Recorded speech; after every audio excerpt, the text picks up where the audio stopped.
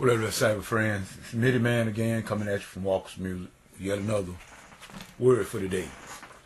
Mind you, people, that we're living in some trying times. It seems as though like everything, everywhere you look, it's always some sort of issue. From the house to the outhouse to the church, it just always seems like it's some sort of issue.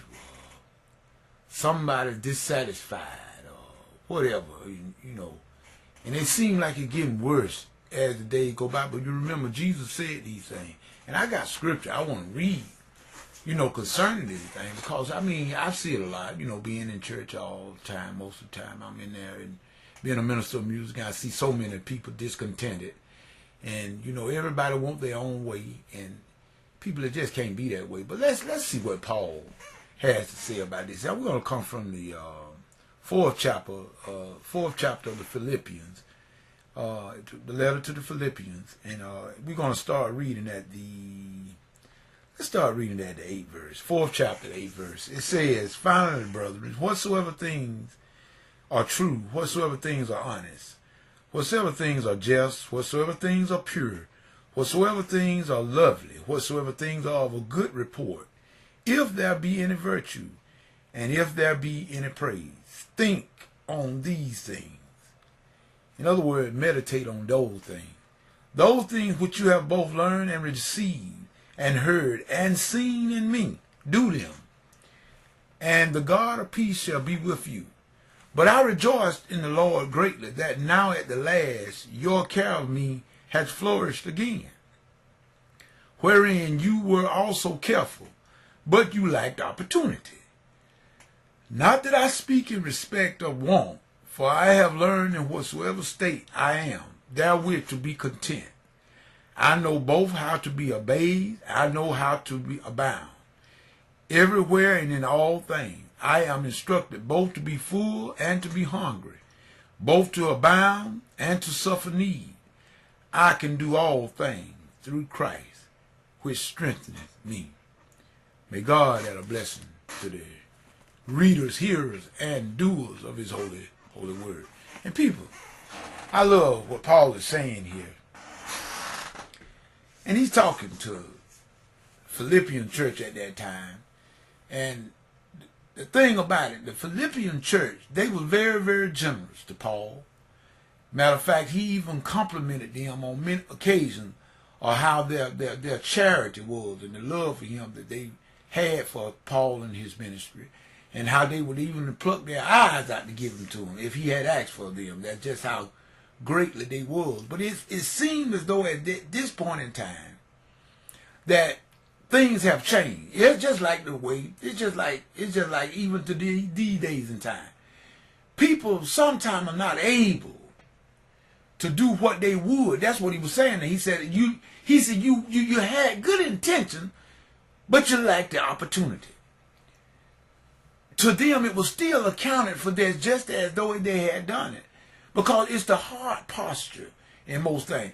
Paul said that I've learned. He didn't always have it worked out, but he learned to whatever state that he found himself in, that he would be content.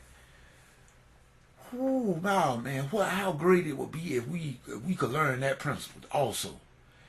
It seems as though some of us are never satisfied. No matter what. It's just like the old saying that says, if you give them an inch, they want a mile. Paul was saying here, in other words, he said, like the scripture tells us, be anxious for nothing, but with prayer and supplication, let your request be made known. And then said, and the God, and the peace of God which surpasses all understanding shall keep your heart. See, what people, we worry about well, first of all, Jesus told them not to worry at all. But then again, we have too much concerns about things, the wrong thing.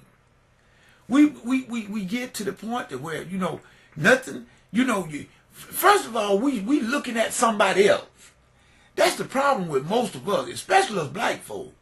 We always trying to look in somebody else's backyard, trying to size somebody else up, and trying to be like somebody else instead of just being yourself and doing what you can do. Everybody, you don't know the story behind everybody's glory. So just because you see that maybe I'm prospering in a certain area, but you don't know what I had to do in order to get to that point. But some of us, we just want to be instant gratification. We don't want to work for nothing. We want it to happen instantly. Instant gratification. Paul said that we must learn, people, to be content in whatsoever state that we find ourselves in. We won't be so discouraged so quickly. Some of us, just because, I can't, just because God bless you with a Maserati or a Lamborghini, I need to thank him for the Volkswagen I have, not worry about what you got. I wonder what the Lord bless what he wants to bless. And if you was get your attitude right, maybe your turn to come. But it's just like the children of Israel. No matter how much God did for them in that wilderness, they always murmured and complained. And they stayed in the wilderness 40 years because of it too. 40 years. They right there at the promised land and had to stay in the wilderness 40 years. Why? Because they refused to give God the glory and to give God the praise. And they just murmured and bickered and complained every time one thing to get that. It's just like us today. We can't talk about them children of Israel because we just like them. You can't get folk one thing before they be hollering about something else. As you get this straight, it's just like Jesus fed the multitude on the shore and got on the sea. That was a storm. As soon as he got to the other side of the sea, he met a man or demon. So as soon as he got to the shore, he was confronted with another problem. People, as long as we is on this planet, as long as we are here, and as long as we say we are believers, and as long as we are believers, there are going to be some things that we're going to have to deal with. You're just going to have to learn that. We are just going to have to learn that everything is not going to be handed to you on a silver platter. And then when you don't get your way, stop acting childish. You got so many grown folk. You can't talk about the children. You act worse than they do. People don't get their way. They want to stop, go over there. I ain't going over there. Just because you couldn't have your way. It's not right, people. I don't care who it is, if it's me. It's not right. I can't help who. We just need to just learn to be content, as Paul was saying here to the Philippian church. He said he learned that whatever state he found himself in, he would be content. And I do believe, people, and I must hurry on, I do believe that once we get the idea that the world do not revolve around us, if we could just get our minds off ourselves for just 5 minutes and think about what we could try to help, let somebody else do something sometime. It can't be your way always. But some people, everything, they want the best. They want the best cut of this. They want, if it's a cake baked, they want over half. Even into, like I say, even into the church, you got people in the choir, they want to lead all the songs. They don't want nobody else to do nothing. If you can lead, then that's fine. I understand that, but I'm just saying, some people can't even do it, but yet it's still running them out. Murmuring, bitching, and complaining. That's what they be doing, bitching and complaining. That's the simplest way to put it. And if you go to call yourself to be a leader and to be a good follower, you cannot do with all that complaining, all that murmuring. In other words, it just said bitching and complaining, bitching and complaining. Every time you go to a conference, church conference, can't ever have a good conference, bitching and complaining. Because I can't have it my way. People, let's get real. Jesus had his disciples come to him, and they weren't about who was going to be the greatest, worried about self, and he picked up a little child. He said, if you want to be great, you got to become as this little child. He said, because first of all, children got that childlike faith in them. They could be mad 1 minute and hugging each other the next minute. But us overgrown great people, we'll hold a grudge against somebody 50 years. That's how come he said, except you become as these little children and learn how to forget about some things. Paul said, learn to be content. I mean, it may not go my way today. Maybe tomorrow. Or then, like I said, we need to learn to compromise. We need to learn to just do what's right.